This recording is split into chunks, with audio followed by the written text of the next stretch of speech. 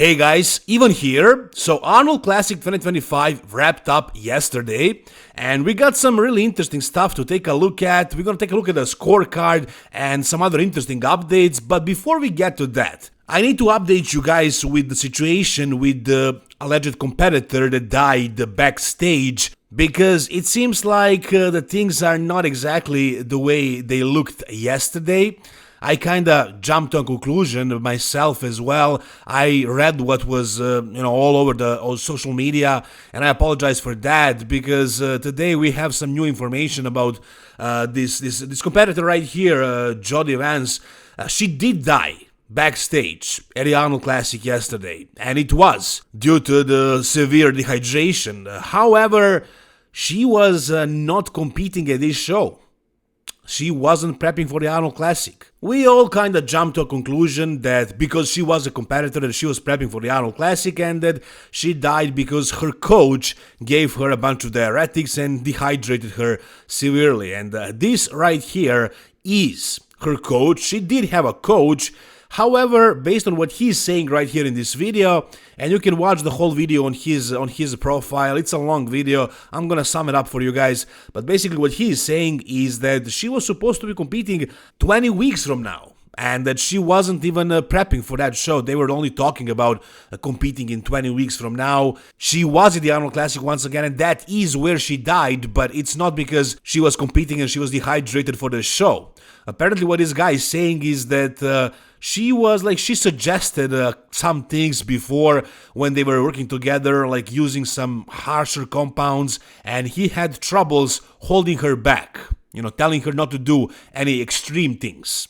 And he says, based on the results that were shown at a hospital after she passed away, it seems like she was using some hardcore potassium-sparing diuretics, and that she might have been using some hardcore fat-burning compound. He did not say what it was, what it could have been. I don't want to speculate, but you guys can get a pretty good idea why that could be. Like, there is one really hardcore fat-burning compound that a lot of people are afraid of, that most people don't use, but some people still experiment with it, and yeah, it's horribly unhealthy. Like, Boston Lloyd was known for using it, and you know what happened to him. So that's what this guy is saying, that she was talking about using something like that. He did not put her on that, and he never even knew that she was dehydrating for this show. What he's assuming is that she was just trying to look good for the expo, and that's it. He had no knowledge of her doing any kind of dehydration protocols. He has been receiving a lot of threats, a lot of criticism. People are trying to blame him for this, but at least based on what he's saying, it's not true. And I think he's in contact with her family, and he probably showed them the messages. They probably are involved in the situation, and it seems like he is not to be blamed. I don't know this for a fact. I'm just telling you what he said. Now, here is something he posted on his story. I don't know who made this statement, but it's probably, I don't know, a member of Jodie's family, or it could be one of her friends, but what they're saying basically is, first of all, that we should not be using this for our bodybuilding propaganda. I mean, I guess she's calling me out as well for this, but since I already made a story yesterday, I need to update you guys because it has come to this development right here. So what she's saying, I highlighted the most important parts. She says, Jodie loved bodybuilding, and not only that, Jodie was insanely intelligent human. She did research studies in regards to sports med for her degree. She wasn't a case of the blind leading the blind in bodybuilding, and then she says, she passed away while on a trip to the Arnolds, where she was supporting her athlete and friends, competing as well as soaking in the Arnolds as any bodybuilder would. She was not competing. She was not dehydrated by her coach. It wasn't because of energy drinks. Jodie had previously been in hospital with cardiac issues. She fell ill while at the show, puking, and by the time she went to relax, she became unresponsive. When you have vomiting and such, it can cause a drop in magnesium and an increase or decrease in serum potassium levels, which can cause a cardiac arrest in any person. At times it can even make it difficult to bring someone back because we cannot balance electrolytes in a quick manner. My years as a cardiac arrest ICU nurse, I've seen this happen more than I'd like to. So what she's saying is kind of contradicting what the coach has been saying. She says that Jody had some previous cardiac issues and that she was vomiting, she was ill, and she didn't die because she dehydrated herself with diuretics and stuff. But the coach is kind of saying that based on the results from the hospital, it seems like she has been doing that. And guys, like, I know a lot of people who dehydrate themselves, who do a peak week just to look good at the expo and stuff like that. Like, that's pretty common. I mean, you can think about that whatever you want, whether you like it, whether you agree with that or not, but it's done. It's done very commonly. Even if you're not competing, you're going to be seen by a lot of people that you know, and you want to look your best, you want to look like you're in shape. Sometimes people do that to look their best, but I mean, to the point where you get so dehydrated that you actually pass away. I mean, it's weird for sure. So I just wanted to update you guys. She was not a competitor. She did not do a peak week and died because she was speaking for the show. She wasn't like chasing the conditioning because the judges are asking for girls to be super conditioned. No. She was doing this basically just to look good at the expo, and apparently her coach had no knowledge of what was happening, so I don't think he is the one to be blamed, but you guys can make your own conclusion. I just wanted to provide this info for you guys to make things clear based on what I know, what is out there. But the point is, a very young girl lost her life. Whatever the cause may be, it's a very unfortunate thing, and it's sad, really. Once again, Jody Vance, rest in peace. Alright, now let's talk about the bodybuilding show that took place last night. And as you guys know, Derek Lunsford ended up winning, beating Samson Dauda. He was probably at his all-time best. I don't know if this was better than 2023 Mr. Olympia, but maybe it was. I think he was maybe a little bit bigger. I don't know, very comparable for sure. However, Samson was not exactly on, and he did not win.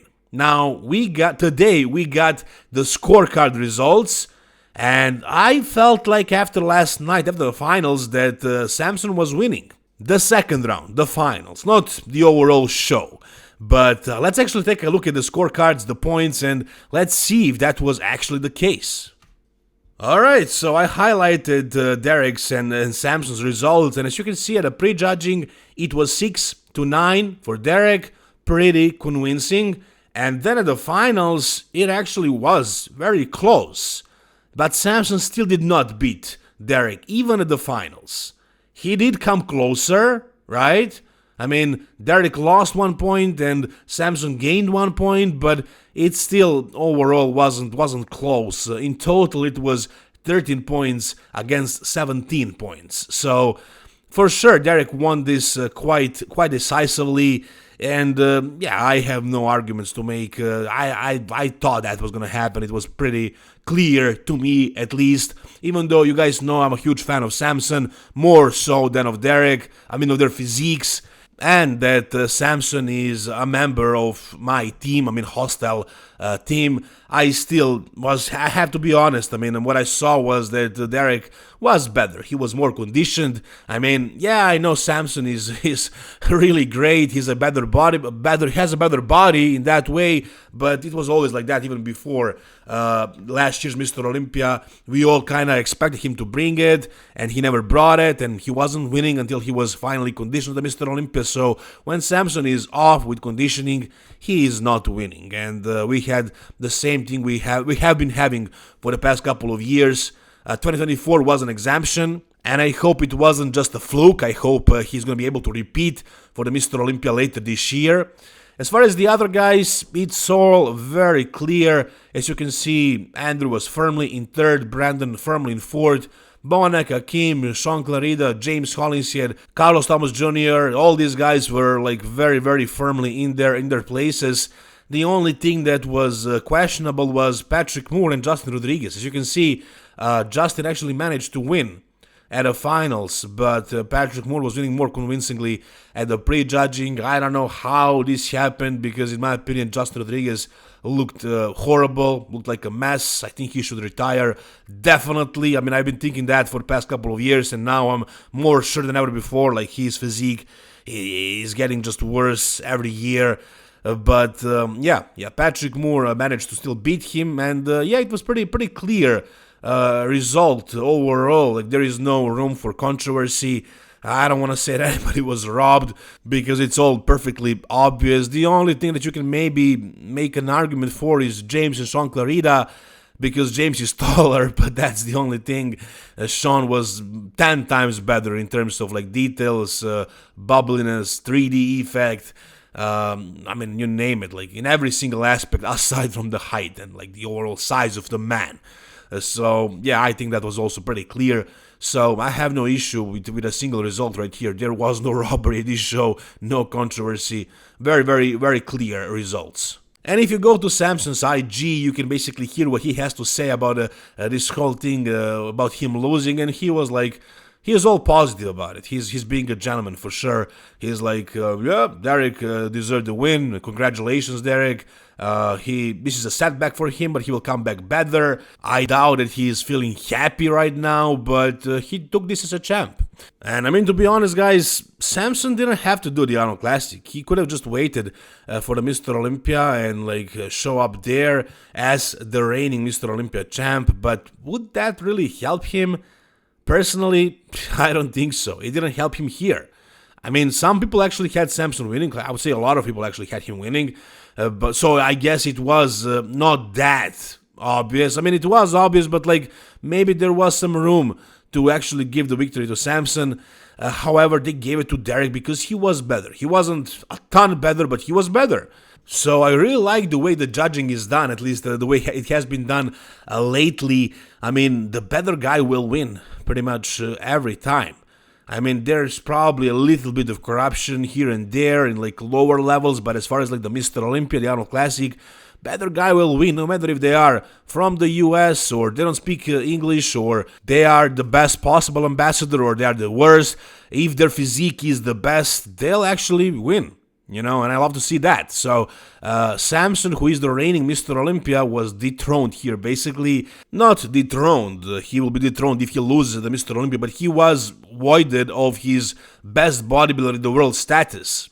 Right? So right now we have like 2 best bodybuilders in the world. If you include Hari, let's say 3. So it's up for the grabs, the Mr. Olympia. Nobody is the reigning champ that needs to be beaten, basically. I mean, yeah, Samson is that officially, but he lost his momentum, if that is. I don't think that exists anymore. Maybe it existed back then in the 90s or early 2000s. Today, there is none of that. If you are looking the best, you will win, and that's it. And I love to see that. It's a good message that we received from this show. The judging was done perfectly. Samson did not deserve the win, and so he didn't win. Derek was better conditioned, and he won. And I love to see that happen. Whatever you guys think, tell me down below. Alright, now, you guys probably know that I don't follow Men's Physique. I have no idea about that. I don't watch the shows or anything, but I did notice this guy. While I was watching the show, Men's Physique started, when I saw this guy on stage, man, was I amazed. His abs are like, I don't think I ever saw better midsection than this one. I mean, not just the abs, but like the obliques, the whole abdominal wall is just insane. He won the Arnold Classic, of course. I mean, I don't know who is there that can beat him at the Mr. Olympia. I don't think I was impressed with a Men's Physique guy like this in a long time. Look at this once again. Man, this is crazy. This is just, these abs are out of this world. And his physique overall. For those of you who actually follow Men's Physique, and for those of you who maybe want to start following it, his name is Ali Bilal. I think he's from Afghanistan. He's coached by Chris Aceto, as well as Derek Lunsford. And I'm not saying I'm going to start following Men's Physique, but if I do, it's going to be because of this guy. Crazy physique, man. Crazy abs. Who wouldn't want abs like this? Like, this is insane.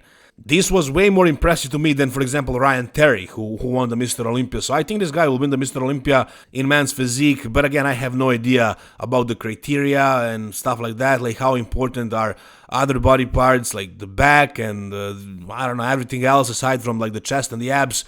But from what I'm seeing, overall, he looks very complete. And those abs, man, like one of the best abs I ever saw in bodybuilding history, basically.